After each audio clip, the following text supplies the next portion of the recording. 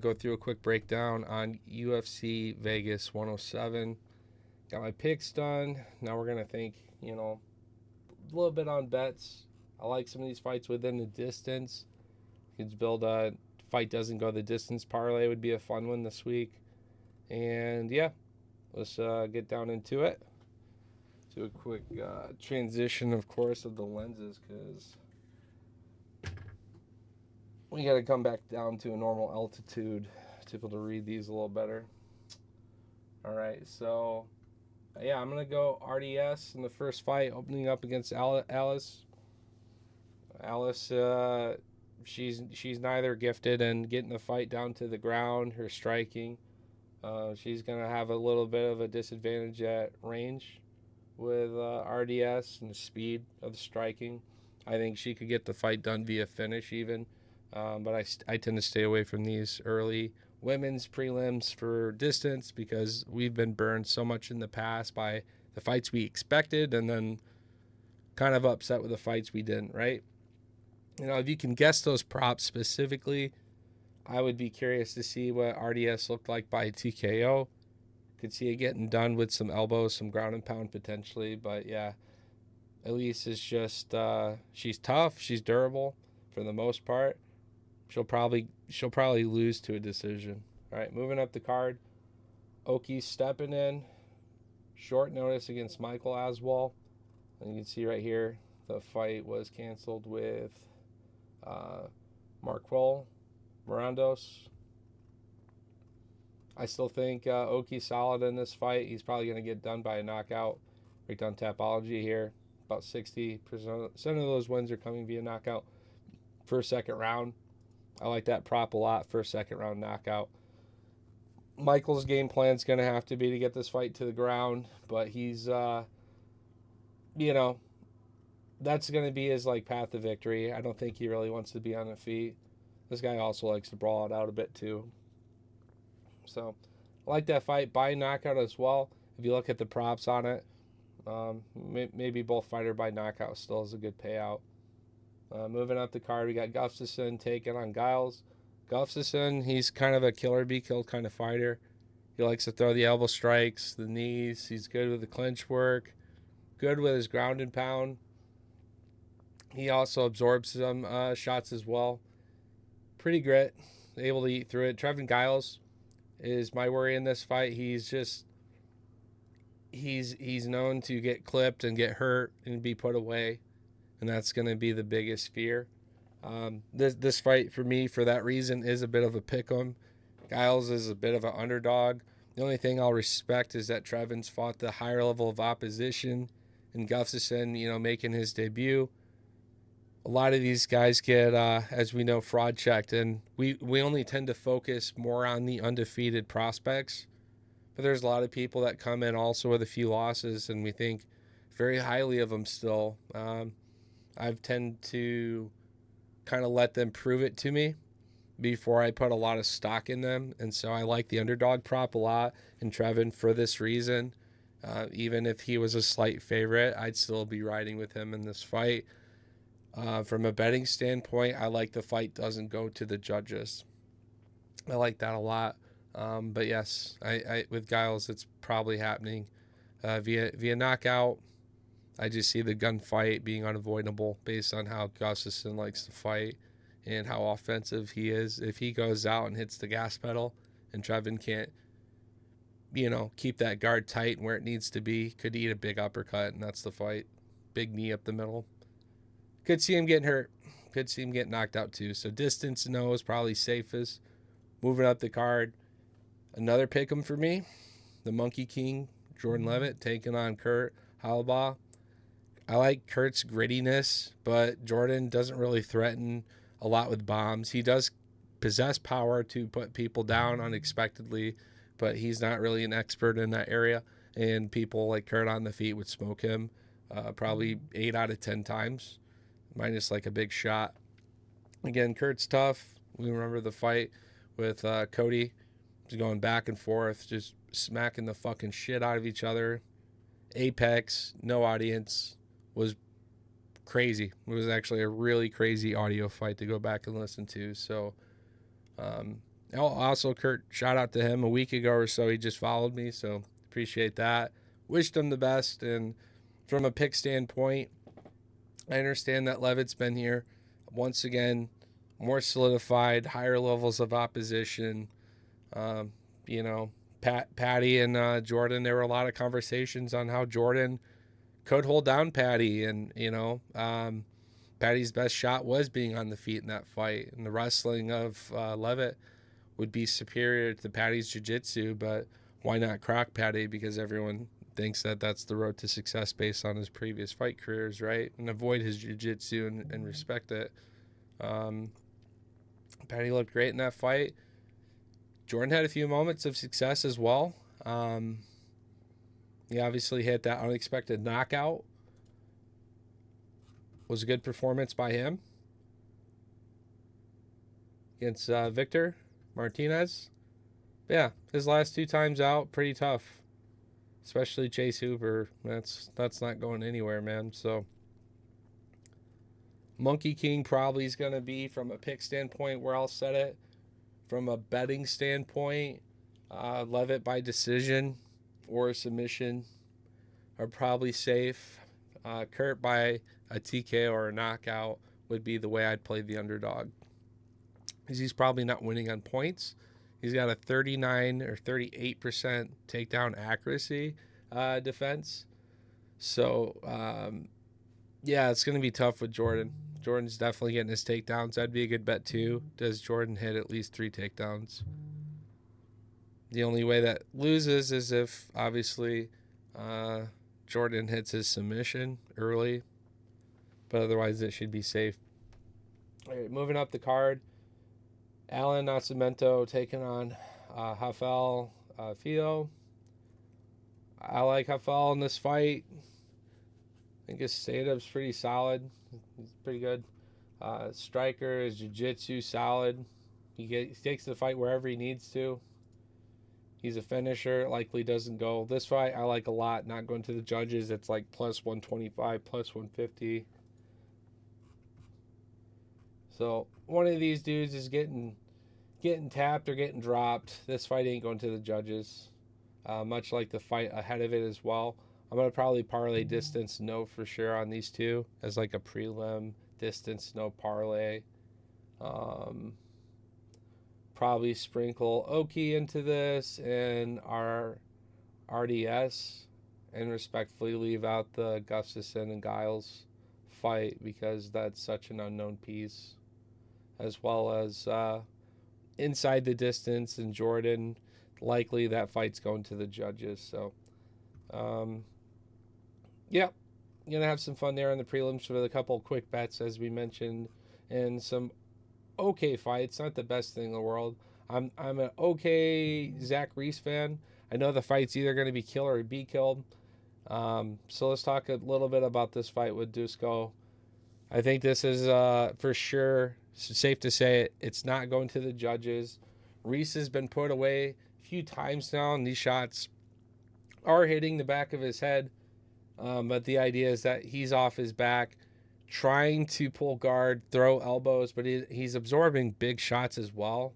I think Reese could do some wonders if he tried to be less offensive off his back and try to focus on shelling up and getting to the feet, because Reese is quite dangerous on the feet. And yes, he's dangerous on the ground, but he's also dangerous against himself on the ground. So Reese, he has the ability to put you away with a knockout or submission. Dusko's got solid pressure. He is a guy that knows how to throw elbows effectively, work for control, and yeah, he's pretty tough too on the feet. So it does take that special shot. I don't question if Zach Reese possesses the power to hit that special shot with Dusko. So from a betting standpoint, I see it being a knockout. But the prop is probably at this point so favorite in Reese that what's distance no look like under 1.5? You secure yourself either way, because this fight is very much so not going to the third round. I would write that one home. So yeah, looking forward to this fight. I'm going to take Reese. It's a little nerve-wracking to pick Reese based on how he's losing and what Dusko is good at and where he does it at. So that is of concern, of course. I was going to say we could look further in statistics and weigh it over. Reese is big for the weight class as well. Always good to see what these guys look like, what their energy looks like come Friday at the weigh-in. So, yeah, I think from a fight fanatic standpoint, this is the one that you shouldn't miss. Like, this is the one of the biggest fights on the card from an entertainment standpoint. I feel like I'm gonna fucking sneeze any minute. Excuse me. All right, so moving up to the main card. Oh man, what a doozy this is. Ketlin Vieira taking on Macy Chiasson. I like Macy actually. She's a little bit of a fucking gangster. If you guys didn't know, she typically is good about going after it, getting the fucking finish, whether it be a knockout, submission, ground and pound. She's got good pressure. She's really tall and big for the weight class as well at bantamweight. Ketlin, if I remember correctly, she typically it's the pressure submission, but it's the clinch up against the edge of the octagon, trying to work down to the ground. But no, Macy's got more killer instinct. She's physically got a nice advantage in this fight, and on the feet, Ketlin doesn't have shit for Macy. And I see Macy being able to scramble with Ketlin. So I'm going to say lock. For me, one of the locks on the card is definitely going to be Macy. I know Ketlin's got a good record as well, and the upset could happen here, but I see Macy being very confidently winning this fight. I'd love to maybe fight a couple of people telling me otherwise and why before I reconsider, but the moment I saw that fight, I knew in my head Macy would probably win it. Okay, moving up the card, Dustin Jacoby taking on Bruno Lopez. Met Dustin at UFC 300 briefly, took a photo with him. Really cool ass dude. His coach was there as well. Can't remember his name, but basically in the corner of a lot of other fighters. Very recognizable. And yeah, everyone was busy, especially those guys, and they took the time for every fan and whatnot. Signed a UFC sweater that I had. Dustin's a killer be kill kind of fighter as well. Moved over from his kickboxing days, transitioned MMA. I never really questioned his ability to get most fights done within a distance, but it seems like he's been one of those second, third round kind of guys. And typically, if things are going south in the first round, it's him, right? So I like Dustin in this fight. If we see a second round and Bruno looks live in the first, I'd be curious if the live odds could drop any, because typically Dustin's a cold start when he's off. So if the prop does drop in that first round, I'll probably put a little something on Dustin. So as long as he hasn't been rocked and anything, dropped or anything like that, where his equilibrium's just fucked. But yeah, I think Jacoby's live in this fight. We'll see. Bruno, not to the highest level of opposition, of course, is always the thing I look at. But at the end of the day, he's only been dropped once.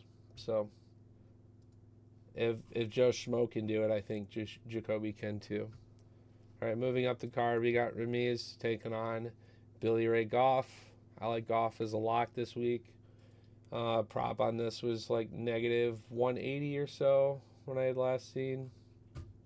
Let me go back and see if I can pull that up again.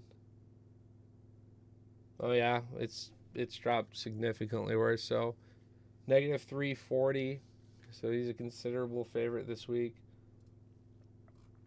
He's I guess what we try to say, controlling that chaos. He says he's not going out looking for the finish, but if the opportunity presents itself, he's going to go after it. I like his body work that he does. He kind of digs and isn't always the kind of striker that headhunts. That's what I like about a lot of his dudes TKOs. He's setting them up so well and playing it safe, where he's not overcommitting and missing a shot and then opening himself up to eat a big counter shot or an uppercut or something in those gunfights. Yeah, I like Goff by knockout in this fight. I don't see this one going to a third round also, if you want to hammer that bet as well. We're moving up the card. You got Gamrot taking on Ludovic Klein. Honestly, it's hard to... It's a good matchup. I'll start off with that. It's a good matchup. Klein's definitely going to be a lot more dangerous on the feet. Gamrot is very tough and resilient and likely has more pressure than what Ludovic can, be able to maintain early in the fight, especially. But if Gamrot goes into a third round, it's really going to depend on Klein's his stamina, his cardio at that point in the fight, because Gamrot, it will be a solid fighter for 15 minutes in terms of the pressure he's bringing, the wrestling. It's really, to say it in a very blunt way, it's very gay and not fun to watch a Gamrot fight, but he does get his hand raised more times than not with the style that he brings. He's kind of what is now, or what used to be, the Americanized wrestling, you know what I mean? No one's really committing to that anymore. Even the Russian guys are throwing hands and getting good at Muay Thai, so they're threatening the Muay clinch with the fucking knees and clinch work and then transition for the takedown. They're not a lot of pure grapplers. And wrestlers, even even Marab's having fun on the feet these days, you know what I mean? So Gamrot's a very cut and dry, bologna sandwich kind of fighter. And if you enjoy that, then I'm, happy for you. Klein will be threatening the finish, or he loses by a decision in this fight. Let's take a look at that. Need to take a further look and do a little bit more, research on his takedown defense and against two, before I put a lot of merit in his ability to keep the fight where he's, threatening the knockout or threatening the submission. I just see Gamrot sadly winning this one via decision. But I may change. We'll see. Weight cut will be a big one for this as well for me. All right, moving up the card, you got Erin Blanchfield moving hopefully into a top 4, top 3 position. Marone was the one who put her out, exposed her inability to do anything other in a fight than to complete a takedown. And once that happened, she looked like a deer in headlights. Macy doesn't genetically fit that bill or the same level of strength.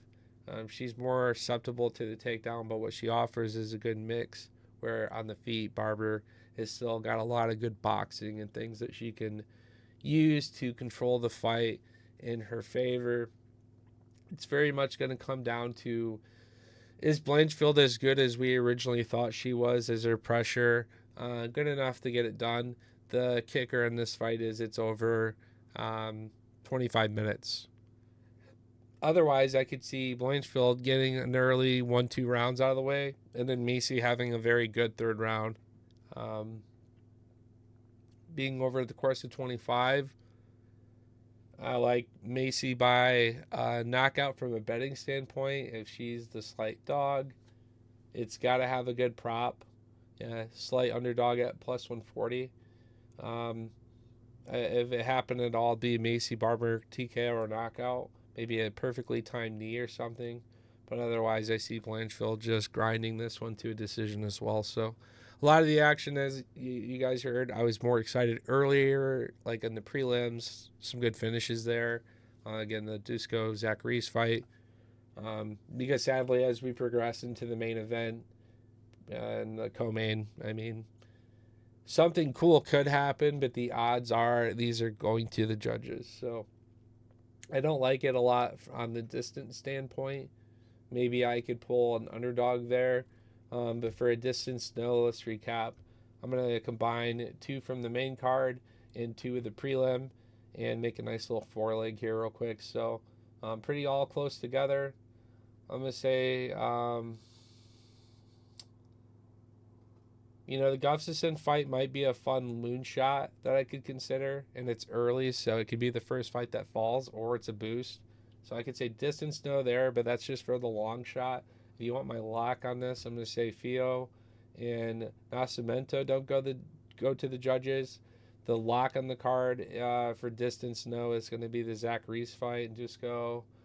Um, you could play around with the idea that Macy got the knockout or Vera got the submission, but I'm going to avoid that fight, and I'm going to say this fight ends by um, likely a knockout or just end by finish under a round and a half. Dustin Jacoby and Bruno Lopez, and I like Billy Ray Goff by knockout. So those 4 fights there, parlay them together. Maybe it's a nice little gift from me to you, but as always, do this responsibly and keep it low risk. All right, that's gonna be my breakdown for this week, and I'll have picks up on IG. Everything is subject to change based on weigh-ins. Maybe I get a couple other reads or something, so I got a little bit more video to do before I'm super convinced between a couple of these pick'ems that I'm neither like super convinced one way or the other. And I also try to keep everything, you know, a little bit more, I don't know, pending to the last little bit anyways, because I'm in that contest, first race to 100, and throughout the week I will really rethink some of my decisions and fights that I'm in between. We changed Zahabi. You know, I originally had Aldo in that fight, so we changed Zahabi there. We've done a few like Friday night changes, so I'll consider communicating that or letting it be shown, I guess, on the fight creator listing when I submit it that way. But yeah, I hope everyone enjoyed this breakdown. I'm going to transition now and take care of some cards. I'm going to make the Tom Aspinall video, and I'll post that here shortly, so you guys can look forward to that. All right, we'll catch you next time. Peace.